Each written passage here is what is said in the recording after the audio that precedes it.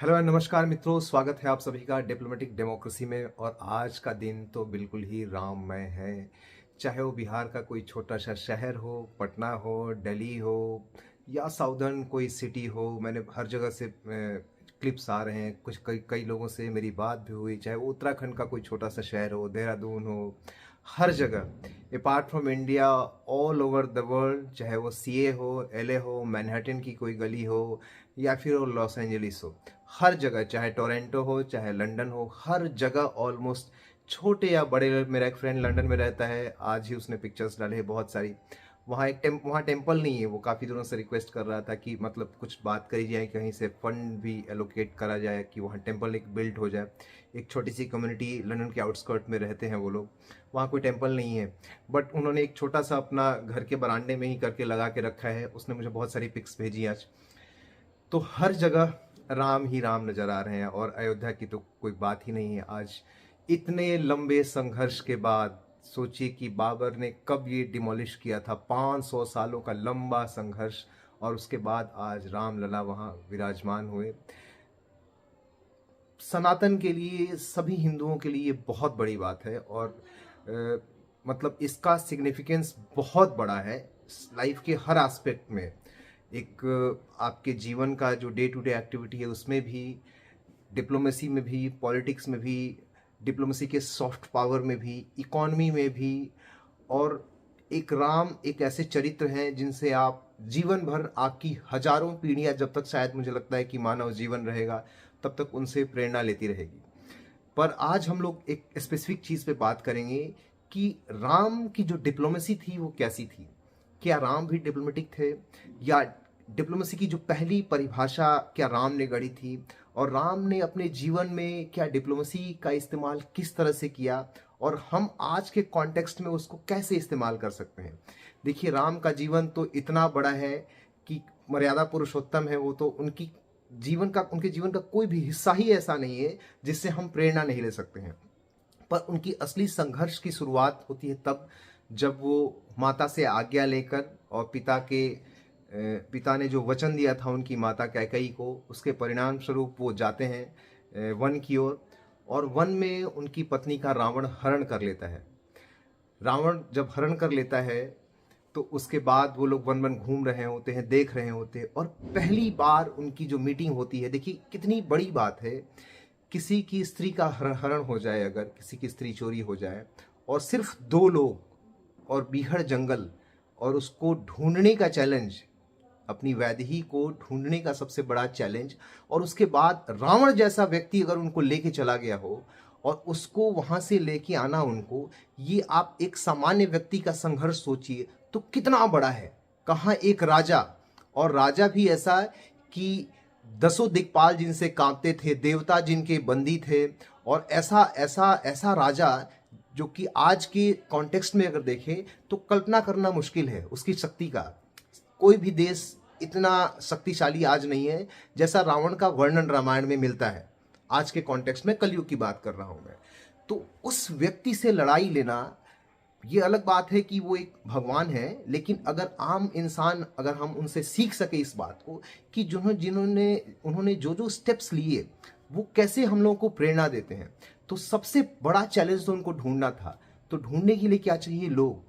सबसे पहला व्यक्ति उनको कौन मिलता है? जब वो किष्किंधा की तरफ जा रहे होते हैं तो सुग्रीव वहां भाग के गए होते हैं बाली के डर से, और हनुमान जी उनके रक्षक हैं शुरू से ही। जब वो राजा थे तब भी अंगरक्षक थे। तो सुग्रीव ने जब देखा इन लोगों को तो हनुमान से बोले कि जाओ पता करके आओ उनको कि कौन लोग हैं वो। तो जब राम की बातें हुई हनुमान जी से, तो हनुमान जी को पता चल गया उनके बारे में कौन है क्या है। फिर दोनों की फ्रेंडशिप हुई। उसके बाद देखिए, सबसे पहला काम किया डिप्लोमेसी में क्या होता है कि गिव एंड टेक का मामला होता है। आपका कोई परमानेंट फ्रेंड या अच्छा फ्रेंड तब तक नहीं बन सकता जब तक उसको ये ना लगे कि आदमी काम का है। चाहे ये बात आईआर की हो, इंटरनेशनल रिलेशनशिप की हो, या पर्सनल रिलेशनशिप की हो। देखिए, आपकी आपकी दुख कोई माने या ना माने, सामाजिक जीवन में एक दूसरे का काम आना एक नेसेसरी चीज है। तो सबसे पहले राम ने क्या किया कि मदद की और बाली को मारा।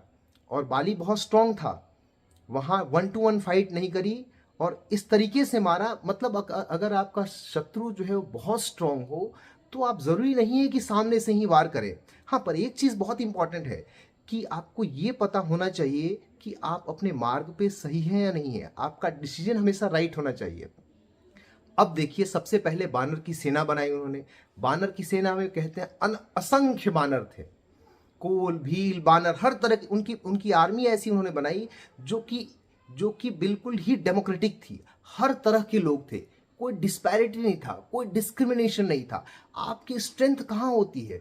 जब आप डिस्क्रिमिनेशन नहीं करते हैं। तो डिप्लोमेसी में या नेशन के स्ट्रेंथ में आप अगर डिस्क्रिमिनेटरी हो जाएंगे हाईएस्ट लेवल पे, तो ये बहुत मुश्किल काम है कि लॉन्ग टर्म तक आपकी सत्ता सस्टेन रहेगी। तो इतने लोगों को लेके जाना, आप ये सोचिए, यहाँ से श्रीलंका तक। पहले तो उन्होंने पता लगाया, हनुमान को भेजा। अच्छा, हनुमान और कृष्ण, इनसे बड़ा डिप्लोमेटिक आदमी पूरी दुनिया में नहीं है। जब जब राम परेशानी में फंसे तो हनुमान ने उनकी मदद करी। इतनी बड़ी आर्मी को किष्किंधा से लेके सागर पार करा के ले जाना कितनी बड़ी चीज है। देखिए, आपको लगता होगा कि बहुत आसान है, पर सबसे बड़ा प्रॉब्लम, सबसे बड़ी समस्या कहाँ आती है? Fooding and shelter. ये बहुत बड़ा, जब भी कोई आर्मी मूव करती है तो उनके साथ एक बकायदा ईएमई का सप्लाई का कोर होता है। तो इतनी बड़ी आर्मी का सप्लाई चेन मेंटेन करना, और यहां से लेके पूरा एंड तक, रामेश्वरम तक, हर जितने भी किंगडम आए सबके साथ एक गुड रिलेशनशिप डेवलप करना, ये कितना इंपॉर्टेंट है। आप सोचिए सप्लाई चेन का की क्या वैल्यू है कि जब थर्ड वॉर हो रहा था पानीपत का, तो सदाशिव राव क्यों हार गए? बहुत सारे इसके आर्गुमेंट्स दिए जाते हैं सदाशिव राव भाऊ का हारने का, कि बहुत बड़ा इनके साथ ऐसे लोग थे जो कि नॉन वॉरियर थे। ऐसे बहुत सारे वॉर से, बट एक सबसे बड़ी जो प्रॉब्लम थी कि सदाशिव राव भाऊ का सप्लाई चेन कट गया था, बिल्कुल पूरी तरह से कट गया था। और लास्ट में ऐसी हालत हो गई थी कि उनके जो आर्म के फोर्सेस थे, आर्मी के जवान थे, वो लोग भूख से मरने लगे, डिजीज फैल गई। लास्ट में जाके उन्होंने मजबूरी में फाइट का निर्णय लिया था। तो supply chain, it's really very tricky, critical and very important. तो यहां से लेके वहां तक, श्रीलंका तक जाने तक सारे लोगों से फ्रेंडशिप करी। आप सोचिए कि कितने बुद्धि का इस्तेमाल किया होगा प्रभु ने। कि देखिए, आप एक बार ये कॉन्टेक्स्ट हटा दीजिए कि वो परमपिता परमेश्वर है, मैं एक सामान्य व्यक्ति की बात कर रहा हूं, जो शिक्षा उन्होंने दी उसकी टर्म में बात कर रहा हूं। तो कितनी बड़ी बात है कि हर आदमी से इतना अच्छा रिलेशन डेवलप किया कि उनको पैसेज मिला वहां तक जाने का। थर्ड थिंग, जब वो एक बार पहुंच गए वहां पे, तो उन्होंने अपना दूत, अपना डिप्लोमेट बना के किसको भेजा?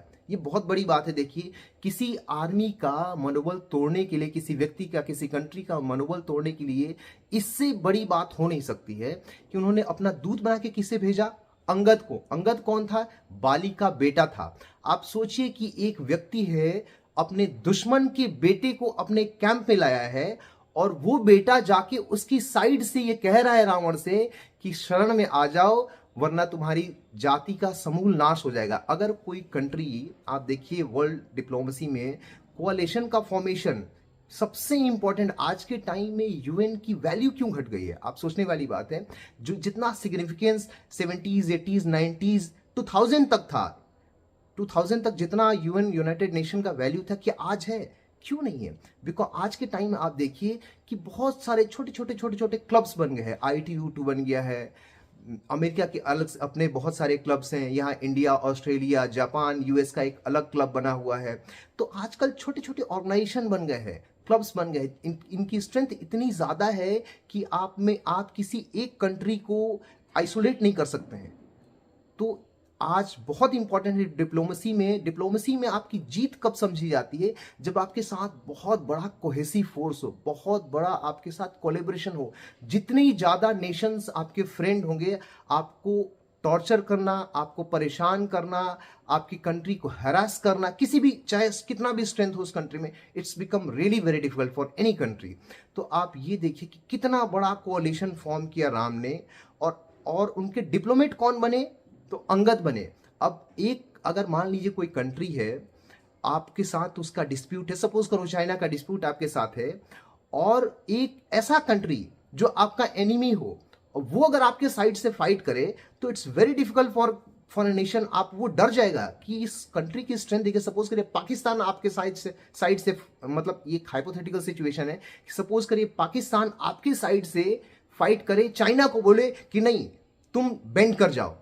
सो सी दिस सिचुएशन कितना ट्रिकी था रावण के लिए, कि रावण बिल्कुल, आप सोचिए उस व्यक्ति की हालत क्या होगी कि उसके सामने एक ऐसे व्यक्ति का पुत्र खड़ा है जिसके फादर को राम ने मारा है। वो शकी हो जाएगा कि वो कितना बड़ा डिप्लोमेट है, कितना वो कोहेसिवनेस उसके अंदर कितना है कि उसने इसको भी मिला लिया है। तो आपका मोराल कितना डाउन होता है। तो ये बहुत इंपॉर्टेंट चीज। उससे भी इंपॉर्टेंट चीज क्या कि राम ने किसको तोड़ा? विभीषण को, जो रावण के भाई था, जो रावण के भाई थे। आप सोचिए कि डिप्लोमेटिकली कितना चैलेंजिंग बात है ये।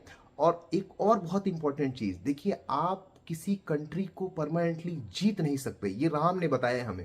राम के दो फ्रेंड्स बहुत क्लोज थे, एक तो विभीषण और दूसरे किष्किंधा के राजा सुग्रीव। सुग्रीव का तो बकायदा महल बनाया गया अयोध्या में, एक तरह से डिप्लोमेटिक मिशन कह सकते हैं उसको हम। आप डिप्लोमेटिक मिशन बनाया गया परमानेंट, और राजा बनाया गया किसको? सुग्रीव को भी और विभीषण को भी। देखिए कितनी इंपॉर्टेंट, आप इससे कितना बड़ा लेसन ले सकते हैं कि औरंगजेब के टाइम में इंडिया जो है, इंडिया का सबसे बड़ा एरिया एनेक्स कर लिया था औरंगजेब ने। ऑलमोस्ट साउदर्न स्टेट के कुछ पॉइंट्स छोड़ के पूरा नॉर्दर्न इंडिया और साउथ का भी ऑलमोस्ट हाफ से ज्यादा भाग जो एरिया था वो उसके कब्जे में था। बट आप ये सोचिए कि औरंगजेब पूरे 30 साल साउथ इंडिया में सिर्फ उलझा रह गया। उसकी जिंदगी के 30 बेशकीमती साल सिर्फ लड़ाइयों में गुजरे साउथ इंडिया में, और वो भी किसके साथ? हमारे जो महाराष्ट्र के उस टाइम के जितने मराठा थे उनके साथ। आप सोच, उसका पूरा खजाना खाली हो गया। तो डिप्लोमेसी में राम ने ये सिखाया कि आपको पीपल को जीतना है। आप पूरी आप देखिए, जितने भी बहुत बड़े बड़े वॉरियर क्यों नहीं हुए, आप हिस्ट्री उठा के देख लीजिए, चाहे चंगेज खां ही क्यों नहीं रहा, कुछ समय तक आप कर सकते हैं, लेकिन आपके जो कल्चर में नहीं मिलता, जो व्यक्ति आपके अधीन नहीं रहना चाहता, आप उसको हमेशा के लिए एनेक्स नहीं कर सकते। तो बेस्ट वे कि आप उसको फ्रेंड बना लीजिए, क्योंकि जब भी आप पे अटैक होगा और आपका फ्रेंडली रिलेशन आपके साथ रहेगा। राम देखिए, राम कितने बड़े राजा थे पर किसी को एनेक्स नहीं किया उन्होंने। कितना डिप्लोमेटिकली वाइज डिसीजन था ये, क्योंकि हमेशा छोटी कंट्री अगर आप हमेशा उसको एनेक्स करिएगा तो आप औरंगजेब की तरह हमेशा फंसे रह जाइएगा, आपकी इकोनॉमी बर्बाद हो जाएगी, आप बर्बाद हो जाए, क्योंकि आप लगातार लड़ नहीं सकते हैं। और उसके अलावा क्या होगा कि आपकी जो प्रॉस्पेरिटी है लोगों की, एक्चुअली डिप्लोमेसी है क्यों? एक्चुअली हर चीज का है, वो राजा हो, राजसत्ता हो, डिप्लोमेसी हो, धर्म हो, मकसद तो सिर्फ एक ही होता है कि पीपल की प्रॉस्पेरिटी बढ़े। तो वो प्रॉस्पेरिटी चली जाएगी आपको वार के अंदर। तो देखिए कि छोटे छोटे जो राजा थे उनके साथ भी रामचंद्र का संपर्क, सहयोग और प्रोटेक्शन कैसा था। जबकि किष्किंधा ने स्वयं राजा बाली ने बोला था कि मैं आपकी अधीनता स्वीकार करता हूं प्रभु, लेकिन प्रभु रामचंद्र ने उनको राजा बनाया, बोला कि नहीं, हम आपके मित्र हैं, आप हमारे मित्र हैं। कितनी बड़ी बात थी। तो राम का जो पूरा जीवन है डिप्लोमेसी में सीखने के लिए, हमारे पास तो ऐसे ऐसे लोग हैं कि पूरी दुनिया में उनसे बड़ा डिप्लोमेट हो नहीं सकता। राम, कृष्ण, और देखिए और डिप्लोमेसी की क्या बात, डिप्लोमेसी में इतनी राम यहां तक गए कि फ्रेंड्स कैसे बनाए, अनंत काल तक हनुमान को उन्होंने परमानेंटली रखा। हनुमान बहुत बड़े डिप्लोमेट थे। और देखिए आपकी कंट्री तब तक ज्यादा सुरक्षित रह सकती है आप जब भी रिलेशन बनाए बहुत लॉन्ग टर्म और सस्टेनेबल होनी चाहिए। रिलेशनशिप भी ऐसा नहीं कि यूज एंड थ्रो वाली रिलेशन डिप्लोमेसी में बहुत लॉन्ग टर्म तक आपको फायदा नहीं देगी। उन्होंने रिलेशन कैसा बनाया हनुमान के साथ? लॉन्ग टर्म, हमेशा अनंत काल तक रहेगा ये चीज। तो राम के जीवन से हम डिप्लोमेसी में बहुत कुछ सीख सकते हैं। ऐसा नहीं कि सिर्फ पारिवारिक जीवन में, परिवार के लिए तो आदर्श है ही है, लेकिन अगर कोई कंट्री चाहे तो राम से बहुत कुछ सीख सकती है। जयशंकर साहब ने अपनी किताब में भी बहुत सारे एस्पेक्ट्स का उल्लेख किया है इसका। तो मुझे लगता है कि आपको ये वीडियो पसंद आई होगी। टिल देन नेक्स्ट वीडियो तक good bye, thank you, take care, good bye.